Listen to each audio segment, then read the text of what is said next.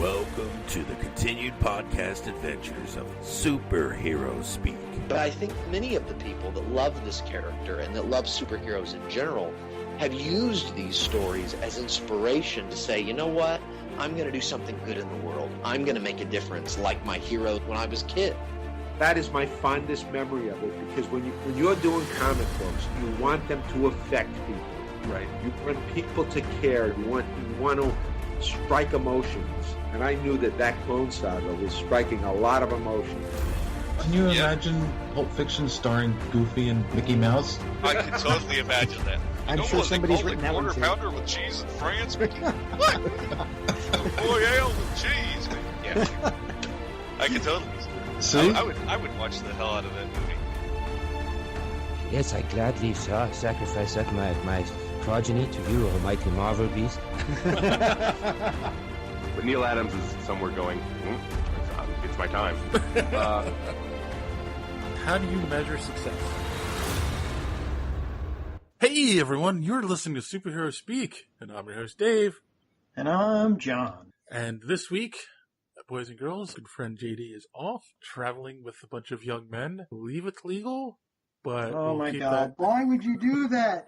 We're sorry. I'm sorry. Hey, all I know is he said he's traveling with a bunch of that are into Greek-Roman wrestling. I don't know. Come on. That's because they're real wrestlers.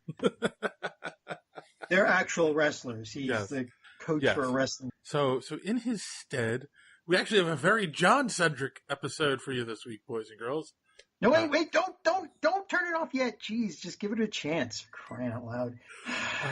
In you honor had to of open with that. Yes. In honor of his 72nd birthday. Thanks. Just big green tanks. No, he's not that old yet. But it was just his birthday, and we have our final 4 interviews from the Great Philly Comic-Con. And yes, I know it's about time we got them out.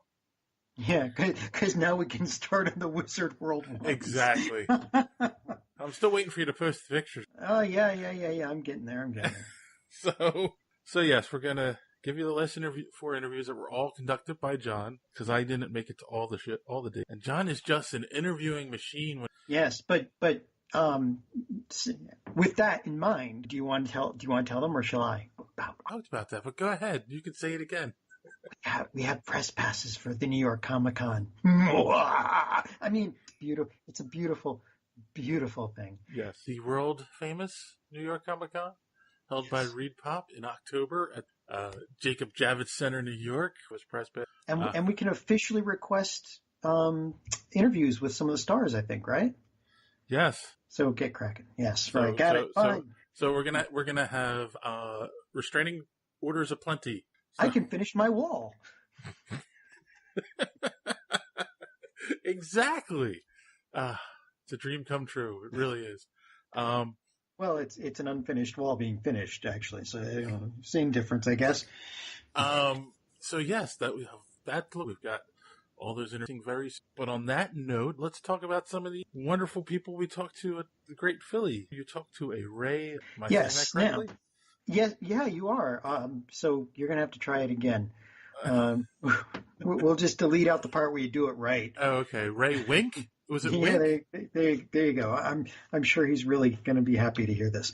So I have some in my hands. I have some really old books. Let's see if anybody remembers Villains of Volturnus, Revenge of the Rainbow Dragons, Revolt of the Dwarves, Pillars of Pentagon. What do all these books have in common, Dave? I'm going to guess they were all written by Ray. No, wrong. These were written a very, very long time. These are all original Endless Quest, Dungeons and Dragons, the Choose Your Own Adventure books. Oh. I happen to have almost every one that was ever printed. So here's the thing: Ray Wenk is a returning guest. Yes. We interviewed him a while back about a couple of books that he had written, and when I passed by his booth this year, I noticed that he had front and center 3 Choose Your Own Adventure books. And I had to interview him again because I had to figure out at what point exactly he went insane. Because writing choose your own adventure books is basically, I think, one of the ways that they can tell that you start needing your meds, you know? It just shows that he's a creative person that imagine all the possible outcomes and scenarios. Or has one of the worst cases of OCD ever recorded. So he's like you. Okay, close enough. Okay. But anyway, so yeah, Ray Wenk, he wrote these new Choose Your Own Adventures, and I thought I'll ask him and give a little chat. And here's what he said. All right, John O'Grady, Superhero Speak, talking with Ray Wenk. Wenk, I pronounced that correctly. Thanks. With the, pick your apocalypse, basically.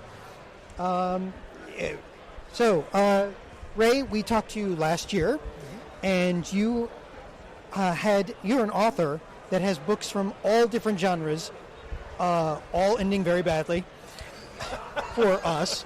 But I came across you again here at the Great Philly Comic-Con, and what I'm seeing is Pick a Path Apocalypse, which is brand new. And I'd like to hear how you came. What made you want to write that? It actually came about by a fluke. The banner behind me, which obviously they can't see, but the banner for my Random Survival, which is a post-apocalyptic series that made Amazon's top 20, is How Will You Survive? And with that as the tagline, people would come up to the table all the time and ask me if it was a choose-your-own-adventure story. It got to the point where so many came that I decided to try to write one, which was an absolute nightmare. But it's out. I wrote Pick a Path Apocalypse, Book 1. It's an adult version, Choose Your Own Adventure, which gives the reader more storyline, more action sequences, and more ways for me to mess with you. Book 2 in the series, Pick a Path Apocalypse, Book 2, original name, just came out 4 or 5 days ago. Each one will feature a different theme in the apocalyptic world. The first one is disease-based. The second one is werewolves. I haven't really decided on book 3 yet, but I have to recover from writing book 2 first. They've been so hot that it's just been unbelievable. So many people remember reading them as young ones that they come up to them now and buy almost like it's a nostalgic purchase. But I've had very good success with it, and I guess depending on how you're looking at it, fortunately or unfortunately for me, I'll have to write a third one. Yeah, it must be awful having books that sell really well. Yeah. Listen to me whine. Well, as we were discussing before I turned on the recorder, back in the day, there was a series of books they were Choose Your Own Adventures. Yep. There were a number of different genres. There was the original Choose Your Own Adventure, and I remember them branching off and TSR granting a license. Yep, and they had Dungeons and Dragons had some. R.L. Stein had a bunch of Goosebump ones. Yep. There was quite a few of them. And so when you decided to do this, like what challenges did you find? Because as I was saying, figuring out and keeping track of one plot with maybe, a few subplots is hard enough. But when you're trying to make a whole bunch of short scenes fit together and still come up with several different plots that run through all these different scenes, it must be like crazy. Yeah, it was. The first one was a learning experience, and I got so lost so many times that I just wanted to just pitch it. It's like a family tree, because it just keeps branching off and getting wider and wider. I couldn't understand how to bring them back into focus. Well, eventually I figured that out, but it took so long, and there were so many mistakes at first because I had people going in the wrong places, and between my editor and I, we finally got it figured out. And for my birthday, she sent me a bottle of wine where she'd put a new label on it that was called Editor's Tears. So I finally, it came out for the first time in Columbus last August, and I was sharing a table with another author, and it came out on a Saturday. I bought, I don't remember how many, but I bought in bulk. I put it on the table, and I told her, this had better sell real well or not at all, because I don't want to write another one unless I have to. Uh-huh. Within a couple hours, it sold out. And she turned to me and said, "Ha ha, you're going to have to write another one." But the second one was much easier now that I understand the process. Well, okay, so for the process then, what did you do differently the second time besides getting fed up and having one ending that says fall off a cliff, fall off a cliff, fall off a cliff? Yeah, that would have made it pretty unfun. I wouldn't have had to worry about writing another one after that. Nobody would have bought it. But I learned how to what I call diamond shape it. As it starts to branch out, I brought it back at the bottom in a diamond shape so that even though you have a lot of different options, they come back to a more narrowed, like I'll narrow them down in the second chapter. You might have 20 variations, but once it gets to the second chapter, it ends up in maybe 5 or 6 places. And then I started all over again. So it's, it was much better organized this time. Are you selling them on Amazon? I am. They are on Amazon. And the other nightmare was trying to figure out how to do them as an ebook, because there's no pages in ebooks. That's what I thought. So we had to work on embedding links. And the first one was up. And the second one, the editor just sent me the copy maybe 3 or 4 days ago. So that should be available as an ebook midweek. Wow. And the timeline on the third book? Is up in the air. Yeah. You have to recover, you said? Well, I do have a couple of requirements or obligations from the publisher. I'm writing book 5 in the Random Survival series right now.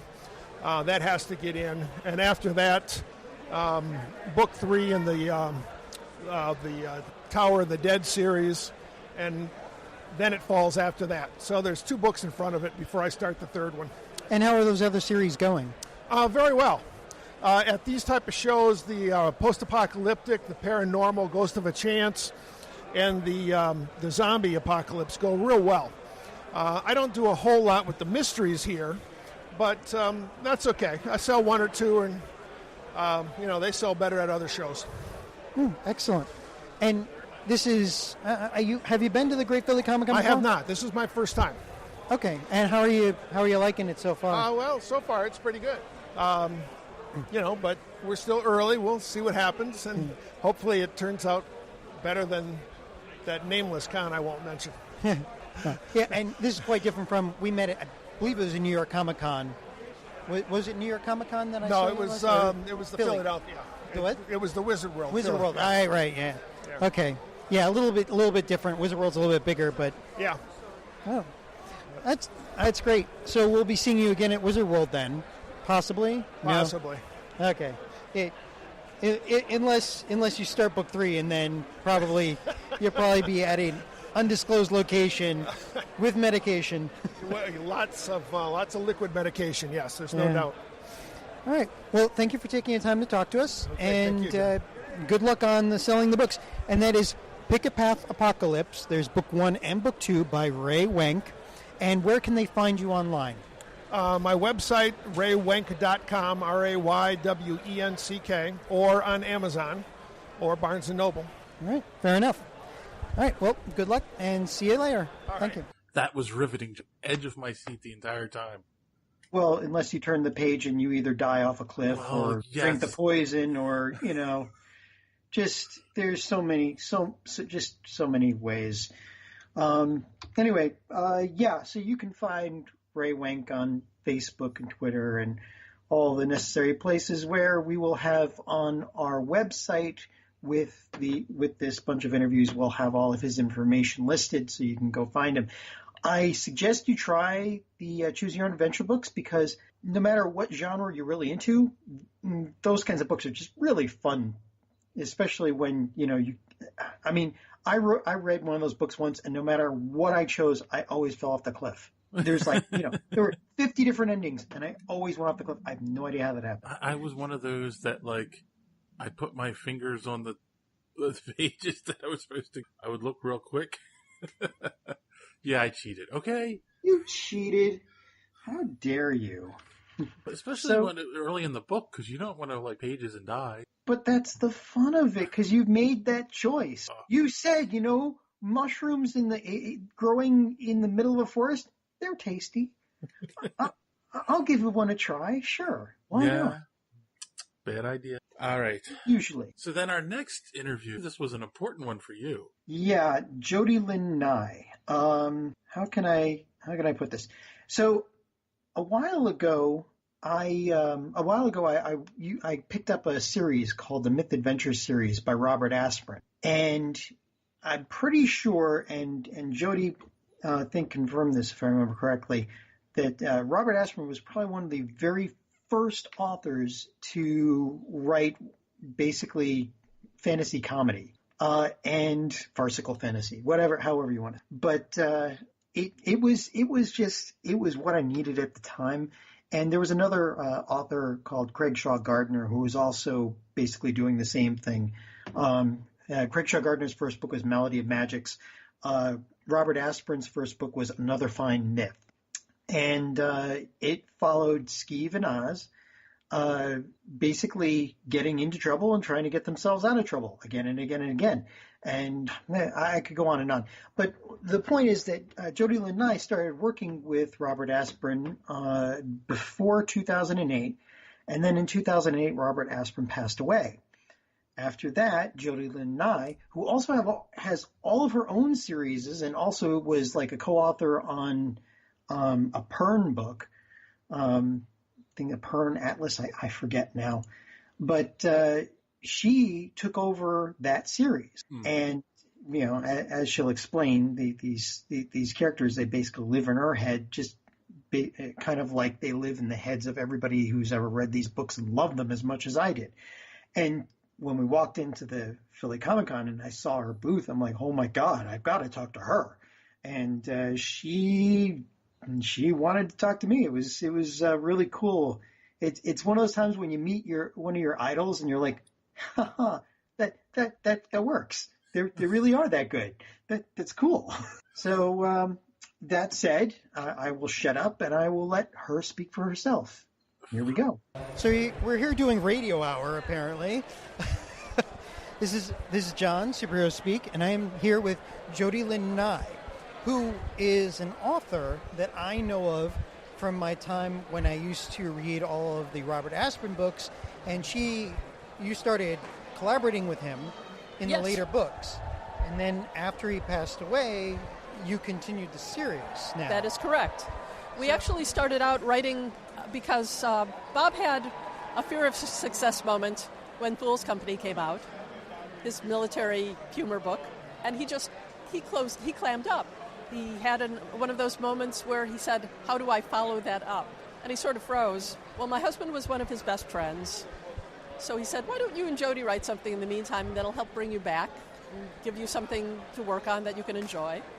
And we did. We wrote a book called License Invoked for Baen Books that had nothing to do with any of our previous series. So when he completed the original 12-book Donning Starblaze contract, he said, I want you to write the next ones with. I was extremely honored because I loved the series from the time I first started reading it in college. And I never, when I started reading them, of course, I never thought I'd meet him, let alone work with him. Yeah, and for those of you who don't know, the original, way back before like Kindles, and when science fiction was still kind of iffy and all that, there was this new genre that came about of humorous fantasy. And from my memory, I remember reading Craig Shaw Gardner. Oh, yes. Indy. And then Robert Asprin and the Myth Adventure series. And the books started with two characters, Skeeve and Oz. Mm-hmm. And it followed their adventures of going through with Oz losing his powers and trying to teach Skeeve how to be a magician. But it actually started out with Skeeve as an apprentice magician to Garkin, a master magician who played a prank. When he discovered that Skeeve wanted to use his powers for housebreaking, tried to convince him of the importance of magic. So he said, I will summon a demon. And he laid the circle, and he started to do it. And at that point, when the horrible creature started to appear in the circle, he was shot dead by an imp assassin through the window with armor-piercing quarrels, leaving him face-to-face with a demon, except demon is short for dimensional traveler. Yep. And the person that had been summoned was actually just a master magician from another dimension that they used to summon each other to impress the relative apprentice. So you have a master magician with no powers and an apprentice who doesn't know what he's doing. Yep. And from there, every book ended with them getting themselves into some horrible trouble and then figuring out a way to do it. But the writing wasn't just, like Batman-esque, I figured out how to do this, Ocean's 11 type thing. It was hysterical, some of the situations they got in, and the writing just was fun. And a lot of people have tried that since. But I don't know if there's anybody before Robert and not writing a series. Robert Sheckley was known for writing humorous stories. Gordon Dixon wrote the occasional humorous one. But as a series, Bob probably led the way. And the Craig Shaw Gardner books, the John Morrissey books came later. Esther Friesner came later. I came later. Oh, yeah. Now, you started, you were an author before that. What were you writing before you met Robert and started working with him on collaborating with him? I had been writing game books, choose-your-own-adventure style books that were licensed in known worlds, such as Anne McCaffrey and Piers Anthony. By the way, another humor writer who came after Bob. And I was working with Anne McCaffrey on a number of projects. I remember you did something with the Big Book of Pern or something. Or... The Dragon Lover's Guide to Pern was the first of the things that I did with her after the game books that I wrote that were based on Pern. Then we wrote several novels together, one of which came out the same month as my own first independent novel, which was called Mythology 101. Okay. So I had a science fiction book with a noted New York Times best-selling author and a fantasy book come out the same month. It's quite a time for... Now, writing a book is hard enough as it is, but now this was a real collaboration. Just writing. We've talked with people actually here today about collaborations between artists, but a collaboration between authors seems kind of foreign. How exactly does that work? Well, at base, the one thing that you need when you work with another author is respect for each other. You have to believe that the other one can do what they are saying that they can do. You have to have respect for their work and for their input. Beyond that, I think the second most important thing is at the end of the story, when the two of you have finally written something, one of the two of you, and you have to agree on this in advance, you must have ground rules, has to go through it and make everything consistent throughout. One pair of eyes. Okay. Because you may even be spelling the same word differently. Yeah, okay. I've seen that happen. So in the end, you have a book that people will read through and not ever be certain who wrote what part.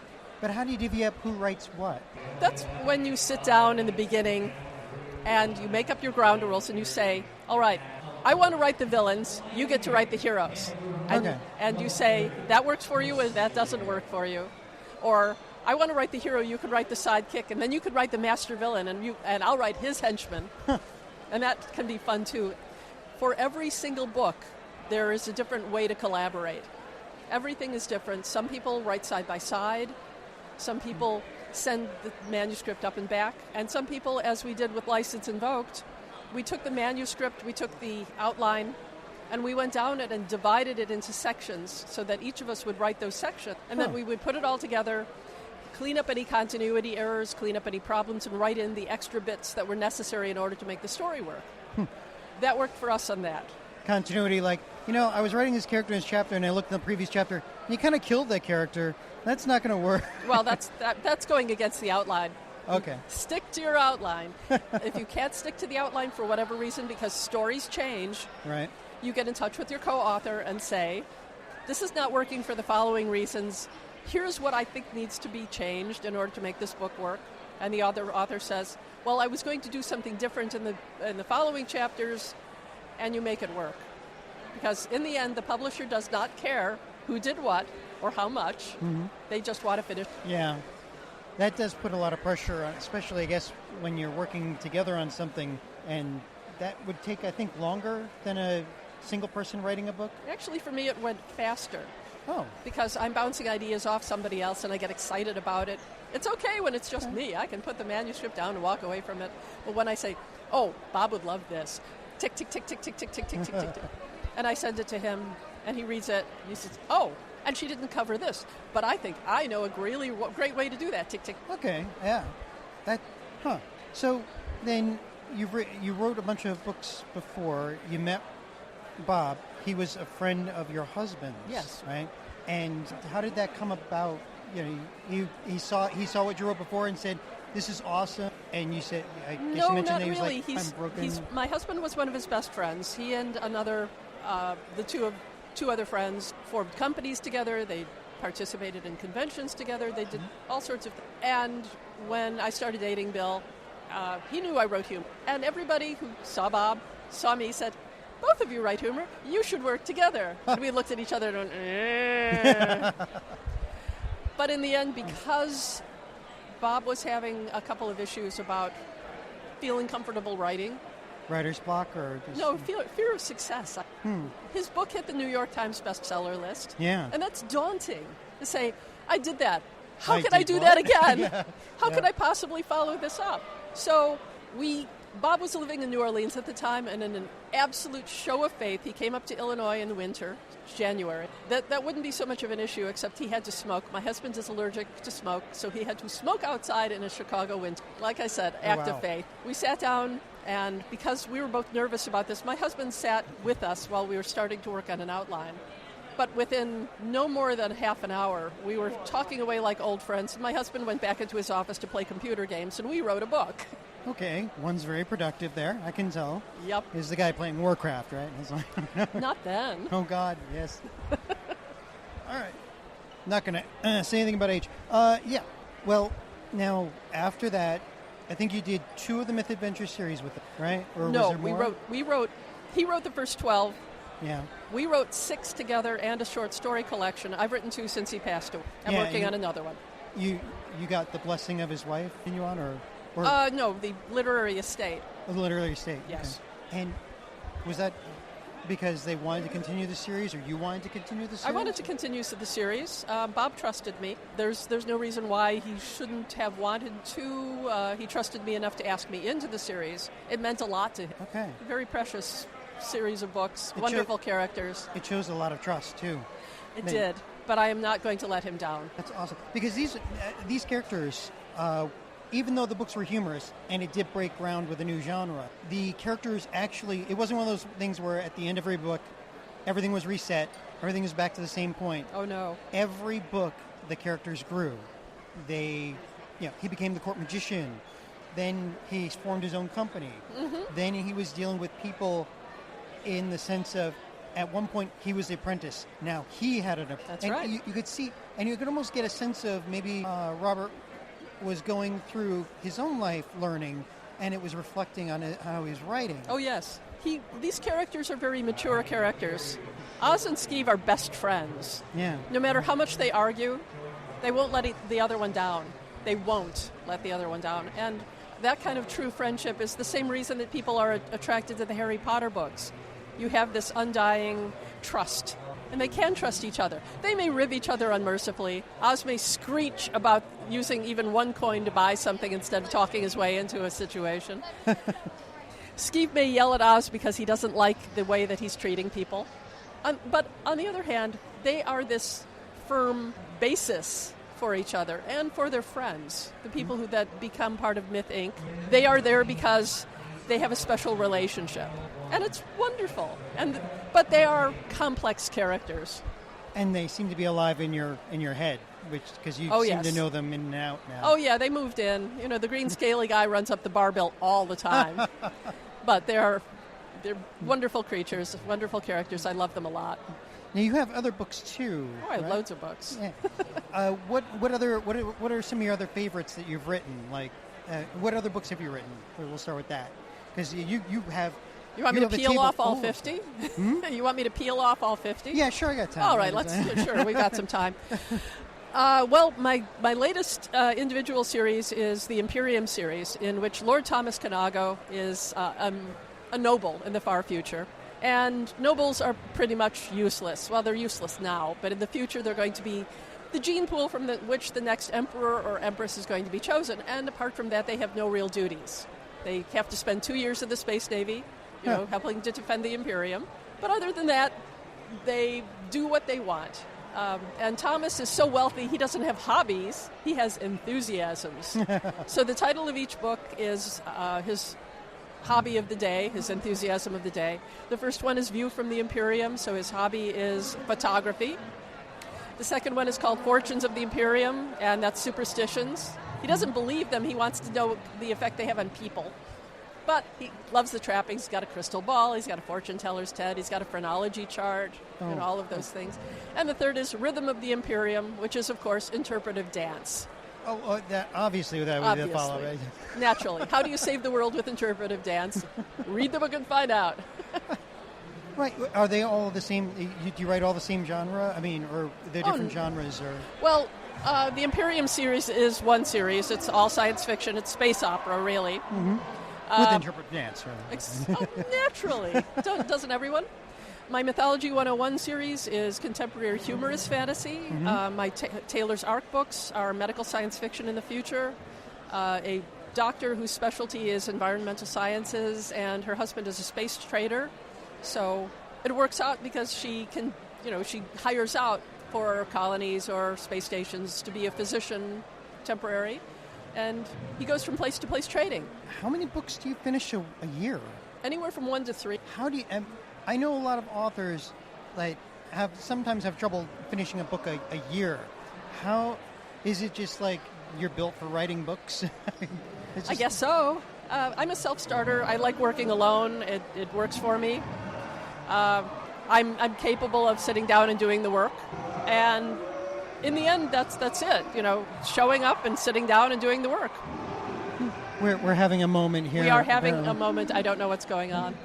It's loud, though. Yeah. It's because we're at the Great Philly Comic-Con, and somebody is trying to get their He's whipping up the crowd. Yeah. All right, maybe he'll stop now. They seem to be fine. So,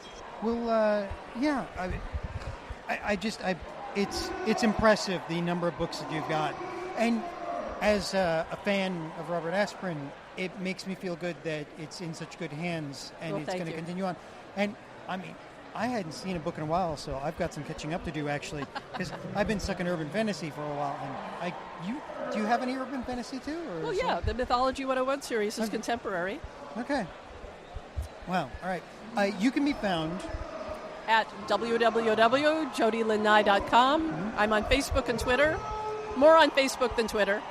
And Goodreads to follow you. I have a Goodreads. Yes, I have a Goodreads account. I have an Amazon page. So, and I've got email links. So write me a note. Find me. Excellent. Thank you very much for taking the time. Thank you, John. I appreciate it. Wow, I never heard so nervous on. I've been more nervous at other interviews. Yeah. But because it was a little bit. Nerve-wracking because you're sitting there. What do I ask somebody like this? Right. She's written more books almost than I've read, and that's saying something. Yeah. Well, but you're a slow reader, so. So. Thanks. Again, you're just brimming with love today. I know. But hey, again, it's nice when and they end up being. Yeah, and she is one of the good ones. I'm going to tell you. So moving. Yes, moving on. Then you talked with Lynn Almengor? Almengor. Almengor. There is an N. Darn, I didn't see the. See, my eyes are going. Well, you're a grandfather. Ha ha ha ha. So what's Lynn's story? Lynn was me walking through the authors section at the Great Philly Comic-Con and seeing a book and going, oh, that looks interesting. That looks like a maze. Let me go over and see the book. And meeting this wonderful young woman who decided to take some of her experiences and write about them. So let me see here. I've got her thing. So she's got a book called Now That We're Adults, which of course doesn't apply to anybody on this podcast. We just, but she wrote this book, and it includes a lot of experiences that she's had, and it's kind of a interesting story about going through the kind of things that you start having to deal with after you've kind of left the nest. And she was funny too. Funny story about that. The first interview didn't come out. So I had technical difficulties, so I had to go back and re-interview her. But when I went back to re-interview her, I saw this piece of paper on her table. And when I looked at it, it was a bingo card, but it was handwritten. And it had squares like one square was disappointed child. Another square was tries to do maze on front of book. Mm-hmm. Another one says disappointed it's not Minecraft. She had this it was author bingo. So anytime somebody comes up to her table, she can mark it off. Like one square was, talks more about their own novel they're writing than asking me about it, or just lots of really funny squares. I'll post that pic along with her pic with the interview. And she had a lot of friends, a lot of other books, like let's see, When I Met You by Dan Burley. Christina McMullen was another author, a friend of hers, and Meg Eden, who did Post High School Reality Quest. So, yeah, I know I've got a whole bunch of stuff here, But so she I guess she represented a cadre of people, and I'll leave some information about that along with the interview. But let's listen to what she has to say, because it's very hard growing up, and to have a book to give you kind of a direction to go in is probably a good thing. Okay, John O'Grady, Superhero Speak, and this is a redo because, as I was saying before, practice makes perfect, and I'm here with Lynn Almengor. Almengor. See, now, if I have to do this a third time, I'll get it right the next time. There you go. And you're an independent author. Yes. Who's also here with a table full of cards for some of her friends, I guess, for books and such. Yep, there are other indie authors. Now, you wrote a book called Now That We're Adults, and that's what caught my eye the first time when I walked by your booth, because comic book convention, not a lot of adults here, not in mind anyway. So what caused you to write this book, Now That We're Adults? I went through a lot of similar things as this one, because when you graduate from college, it's before you graduate from college, everyone's sort of doing the same thing. School has a very linear path. It's like you go from 10th grade to 11th grade to 12th grade, then you might go to college, and then you do that. But then once you're done, it's like everything is different. Suddenly there's all these different branching pathways. Your friends take different pathways than you, and sometimes you're just I don't even know which path to take. There's so many forks. What do I do? My friends are going here. Should I just follow them? Should I make my own path? And it's you have to really kind of question yourself for the first time in your life, what do I really, and it's really hard. So it's that first time you're falling out of the nest and you're like, oh, my parents aren't there to save me every time. Yeah, it's well, maybe my parents have a good idea. Maybe my parents don't have a good idea of what to do. Maybe I want to be like them. Maybe I don't. Same with your friends. So it's kind of this, everything is up in the air period. And so now that I'm a little bit older, I'm looking back with 20/20 hindsight and kind of going through that and trying to make sense out of it. So maybe I made sense out of some things. Maybe I didn't. I don't have all the answers. Hopefully I have some of them. And this book is basically a fictionalized version of things that have happened to you and your friends? Right. There's no one is actually based on a true character or anything like that. I've taken little bits and pieces of things from here and there and built up entirely new characters and situations. And that's your story, and you're sticking to it. Absolutely. All right. So give us an example of some of the situations that you have in the book that are trying to be dealt with. So. Okay, the main character, there's 4 characters that you get their point of view, and then they each have their own individual stories, and those stories intertwine over the course of the book, so you get to see how their friendships grow and change. But the main character, Wade, he has been dating someone for a few years. He wants to marry them, but then she breaks up with him. So he's kind of at square one in more ways than one, because he doesn't have his relationship anymore, and so he goes to lean back on his friends, but his friends are all in different places now. His brother just got married. He's about to have a child with his wife. One of his other friends is really big into work. One of his other friends is kind of not really doing anything at all, just kind of hanging out at home. So he's my friends are busy, they're doing all these things, so what do I want to do? So he winds up actually creating his own video game to try and kind of prove to himself that he can. And that's usually one of the first things that scares the hell out of you when you grow up. It's I have a kid on the way.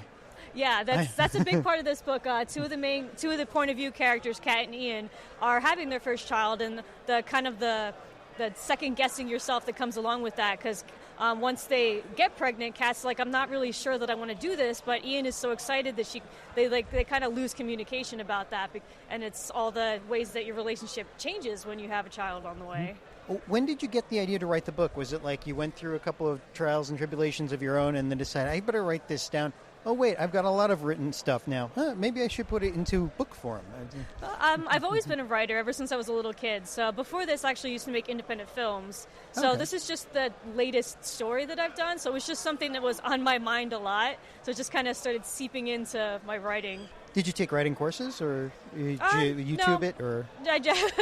Well, most of my writing has always just been just from my head. I haven't taken any classes, but I actually did take a How to Revise Your Novel course by Holly Lyle, which really helped me figure out how to write a novel. Because writing a screenplay is actually, for me at least, it was a lot easier because it's just dialogue and stage directions, and then the actors have to do all the emoting for you. You don't have to describe the set because the set is just there. But this is you have to just do everything. So it was quite an adventure. It probably took me so long to write it because I had to learn how to write a novel. And then you decided, well, that wasn't hard enough. I'm going to incorporate myself or form my own publishing company. And yes. How long did that take? It took me a couple months to do that because I tried to get an agent when I first started out, but even though I had a lot of interest from them, ultimately they're like, well, your book is not YA and it's not really adult. It's in that weird middle space, and there's no traditional market for that, so we don't know how to sell your book, so unfortunately we have to pass. But I was like, I know people who need this book. I need this book. I wish it was around when I was graduating from college, so I'm like, I'm just going to do it myself. So I hired my own editor, my own cover designer, and then just put it out myself through Ingram Spark. Yeah. And I've heard of Ingram Spark, and there's also Amazon and a few others out there, or does Ingram Spark maybe cover those Ingram two? Spark actually distributes to a whole bunch of different places, so you can get this book pretty much anywhere that sells books. And then, me being ancient, we know, our listeners know about that. Back in my day, you would get the Writer's Handbook, which was a very thick volume of all of the publishers out there, and then you'd go through, figure out which publishers might accept your work. Type up your manuscript, and not on a computer, oh my God, on a typewriter, put it in a manila envelope, send it out, and hope that you got something back. And usually if you did get something back, it was just your work sent back with either a little sticky note that says, sorry, we're not interested, or red lines through everything. My God! If you're lucky, you got the red line. Yeah, it's a little bit. It's hard now, but it's a little bit easier because you don't have to do it through snail mail. But when you're trying to get an agent or publisher, you still have the same thing. You still have to send it to them, and then you just get a rejection letter from them. The email is just it's not you, it's me. yeah, exactly. But that brings up a question though. So, with all of the available options you've got with Spark or just going directly through Kindle or whatever, why did you try a publisher first? Or just because that's what I thought publishing was. I didn't really know too much about indie publishing when I first started. I was going the traditional path because that made sense. But then as I was starting to realize it wasn't going to work for me, then I was looking into the other options and realized there's actually a lot of things out here to help people like me do this. Yeah, I think a lot of authors are going through that these days. And those of us that remember the bad old days, if we had a choice back then, we would go direct now. Yeah.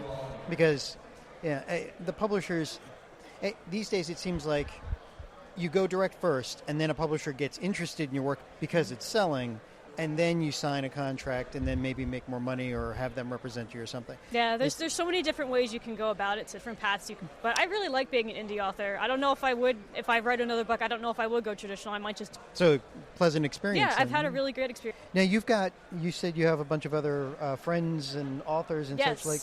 So, we're pointing. Yeah, so, you can't see us. Because, this is a visual medium. But are these people that you met that are also independent authors? Or? Yep, I met them through other author groups online at other events like these. So it's we kind of have there's a community of indie authors. Usually most of us are on Twitter, so we meet each other through there and we talk about stuff. We find out what's working. If we know there's a good con, we'll be like, hey, this con was great. Maybe you should try it. So okay. Yeah. So you're going to warn them off of here because, hey, there are these guys super speak that will, try to interview you. No, I'm telling them to come here.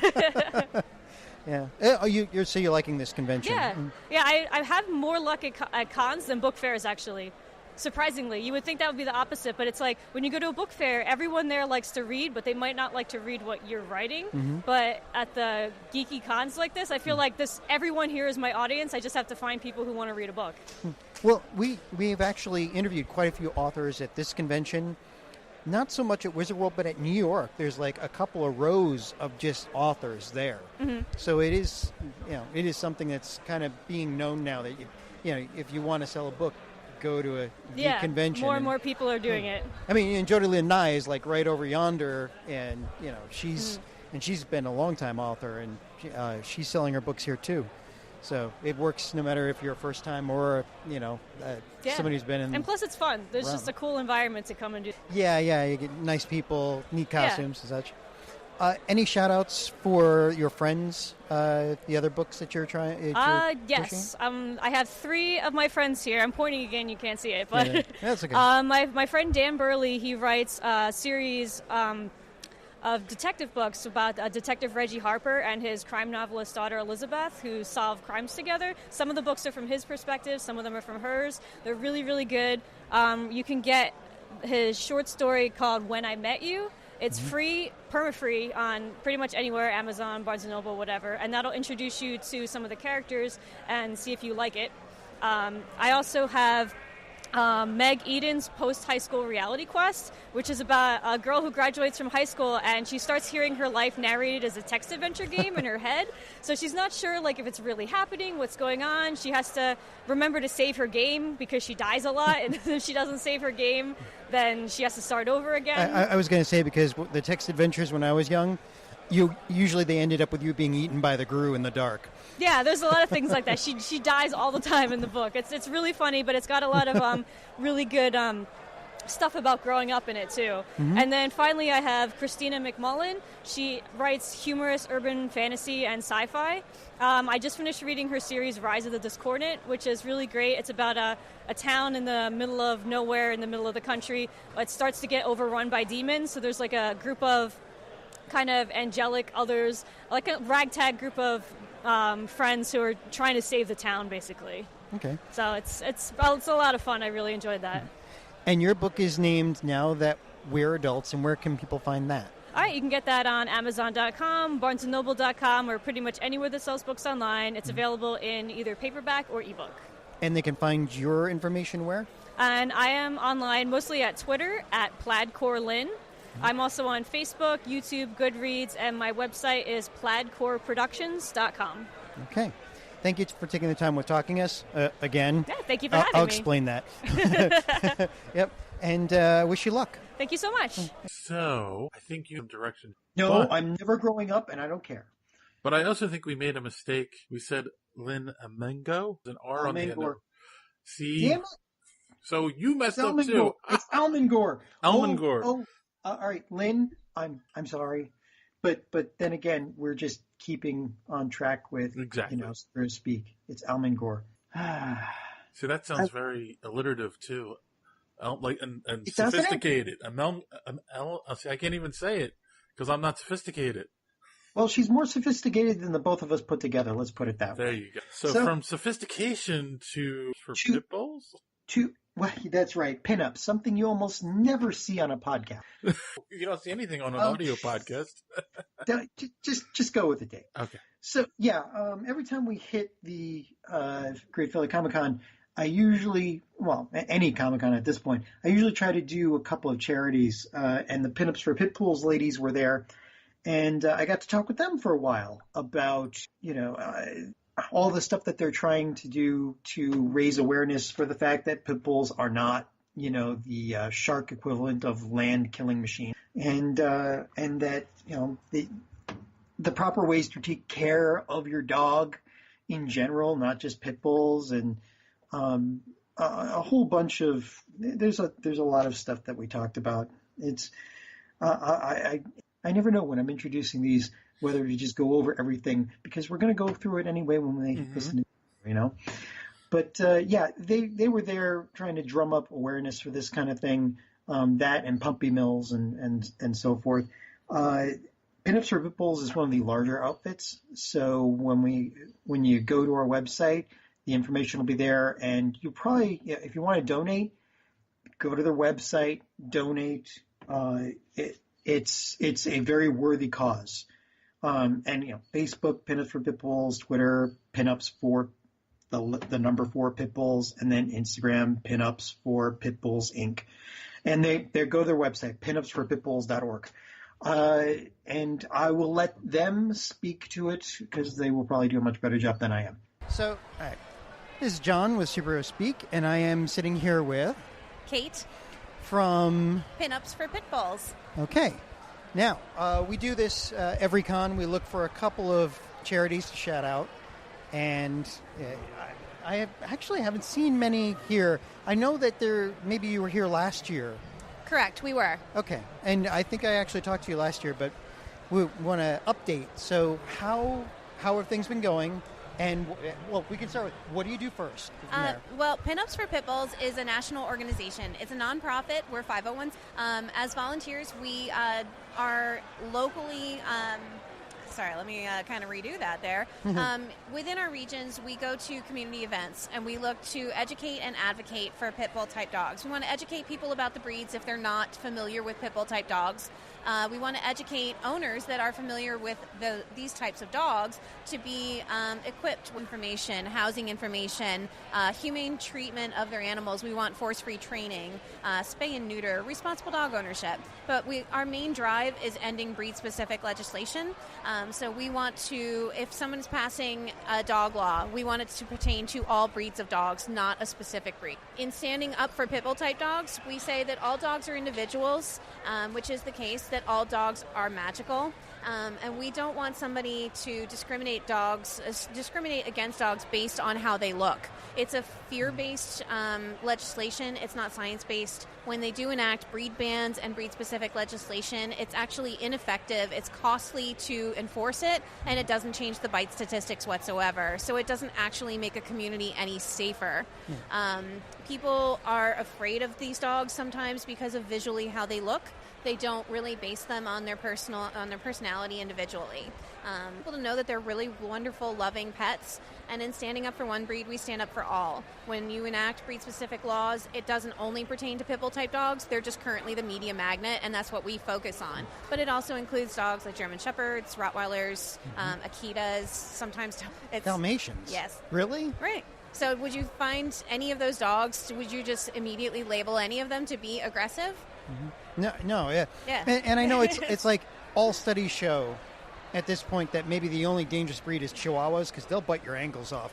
But and honestly, I mean, it's easy to joke about cheese, I know. But they're actually in a very dire rescue situation as well because they're another one that are very heavily populated in the shelter system. People try to breed them for a quick buck.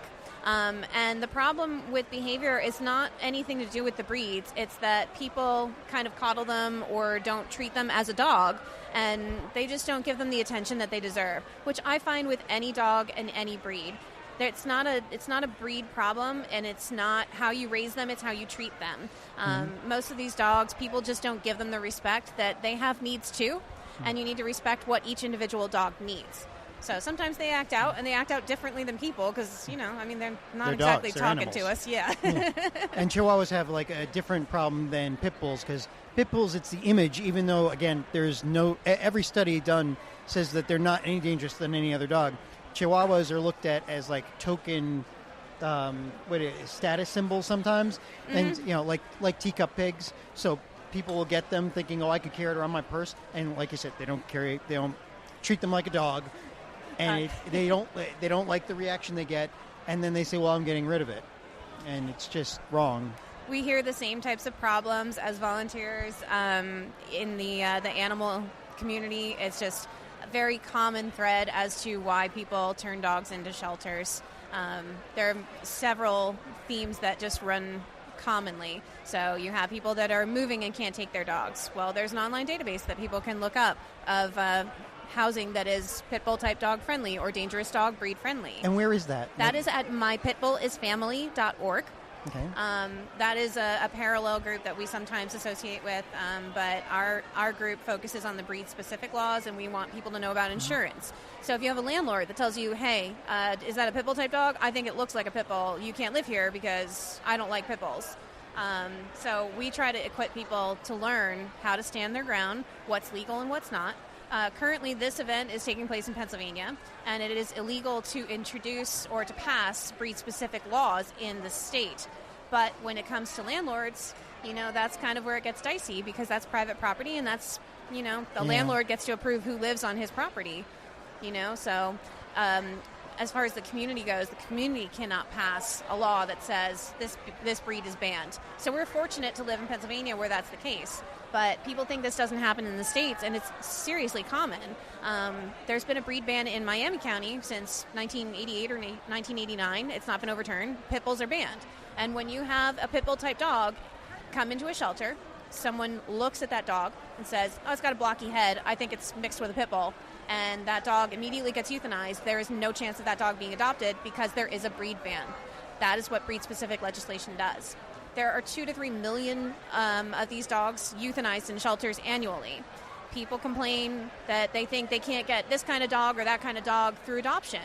Go to petfinder.com. You can get any kind of dog, whatever you like as far as visual, personality, dog-friendly, cat-friendly, kid-friendly. You can find that on that website and adopt an animal instead of giving breeders money, The breeding situation is a problem because it's a rotating door, and you're always feeding them money, and that money goes into breeding more dogs when there's too many that die. Yeah, and I've heard that part of the problem with some of the rescues is that they will raise money to buy the dogs off of the breeders to save them. I'm using air quotes there.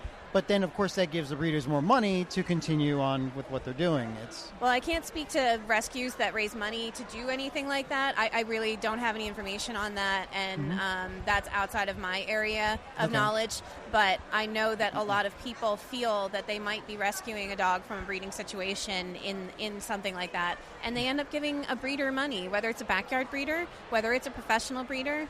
The problem is that the gene pools are very small in this country, so there's a lot of genetic problems for these dogs. They suffer, their health suffers because they're overbred. We don't really have any breeding regulation in this country, so it's difficult to find what you would quote-unquote call a responsible breeder. And, we love dog breeds. We love all dogs, and it's hard to say that breeders are bad because you want a certain breed of dog. I get that, but it's really, breeding is a hard issue to discuss with some people because they think that they can only get a dog that looks a certain way from a breeder. But when you look at the way the shelter system works here, they're just overburdened. And people say, oh, I'm not going to the shelter. It's all pit bulls and chihuahuas. Well, that's because they're popular to breed, and people think they can make money off of them. And it's the dogs that suffer for it. And it's a difficult problem to manage, and it's a whole other animal for a discussion. But people just need to look into rescues, shelters, and help to alleviate that problem by rescuing their animals. And this isn't to say that all breeders are bad. I mean, there are some good breeders out there. I would never make that statement. Right. Okay. It's not what our group is about. The group I volunteer for is really pro spay and neuter. We are pro rescue. We just kind of tiptoe and try not to. We're not endorsing breeding, And when I say we, I mean the organization. I don't speak for the organization. It's just fair enough. Right. Yeah, it's a very sticky situation because if you endorse all breeding, or if you endorse, it's hard to endorse just certain breeders, right? I mean, you'd have to go through all of them. There's too many, but so you do what you can. Yeah, instead of, I don't endorse any breeding, my personal opinion. All I say is, oh, you like breeders. That's your opinion. That's wonderful. Okay. That's great. Hey, have you seen this rescue? Look, you like this kind of dog? Hey, look, here's a rescue that is specifically for this kind of dog. And that is a point, that there are so many dogs in rescue right now. It's much easier to find a dog that will be part of your family that needs a family. There's too many of them out there. And you should go there first. There are 2 to 3 million pit bull type dogs that are euthanized in shelters every single year. That's just pit bulls, right? Just pit bull type dogs. And people say pit bull. That's kind of the heart of the breed specific legislation problem. Is there's no recognized pit bull. There's no one breed. There's about 30 breeds of dog that people think look like a pit bull. My friend has an American bulldog, and he's constantly running into issues of discrimination because people think, oh, it's a pit bull. I don't like your dog. He's like, it's not a pit bull. It's an American bulldog. They span from Dogo Argento to Cane Corsos to different types of mastiffs, and you have people that breed these animals that are now trying to create new breeds, quote unquote, that are called like American Bully is a new one that's really trendy. These are they're just dogs, you know. They're all mutts. It's just a dog that looks a certain way. So your organization raises money to promote all this by doing pinups, right? Correct. We put out a pinup calendar every year. Mm-hmm. It is a calendar that features pinup models with dogs. We actually do an open model call, so we seek advocates to apply for this calendar every year. You can apply. You can apply for just yourself. You can apply for just your dog. You can apply together. You can ask to be paired up with a pit bull type dog. We'll find a shelter dog that gets nice exposure, so hopefully that dog gets adopted because they're seen in our calendar. I think the most common response I get, especially at community events, when I'm trying to encourage someone to apply to be in the calendar, I'm not a pinup model. I don't have any modeling experience. I don't have any followers on Instagram. But that does not matter. This is all about the message. Our main message is anti-discrimination. We love all kinds of people. We love all kinds of dogs. And we just want positive images and positive messages to go out about pit bull type dogs. And that's what the heart of that calendar is. It's really to promote positivity.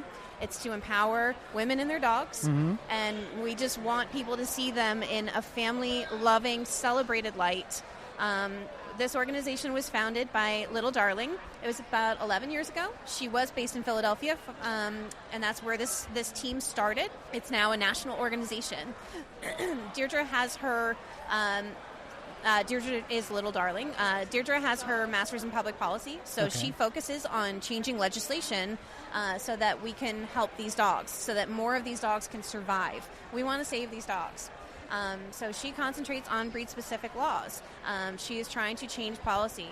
She actually has her thesis is now published on pinupsforpitbulls.org. You can read it. She's a smart lady, and she gets things moving. And she married her pinup modeling career to saving these dogs. And that's how she came up with the concept of it.